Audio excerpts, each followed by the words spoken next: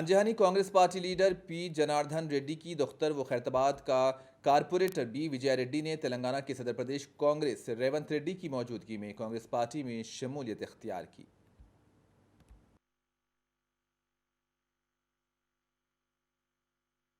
देख रहे महिलाओं पे ही हो रहा है और यूथ डिफरेंट डायरेक्शंस में जा रहा है और गवर्नमेंट भी जो भी डिसीजंस ले रहे वो पब्लिक रिवोल्ट करने में आई हुई है। तो पब्लिक का इंटरेस्ट प्रोटेक्ट करने के लिए जो कदम कांग्रेस पार्टी ले रही है उसके हिसाब से हम भी पार्टी को सपोर्ट करने के लिए और पार्टी का सपोर्ट लेने के लिए कांग्रेस पार्टी आज रेवंत रेड्डी के नेतृत्व में ज्वाइन होने के लिए आए। और हम सभी लीडर्स जितने भी लीडर्स है कांग्रेस पार्टी में सबके साथ ले रह के उनका आशीर्वाद से उनके कोऑपरेशन से आगे जाएंगे। जैसे पी जनार्दन रेड्डी साहब सबको लेके चले हम भी हमारे इसमें पब्लिक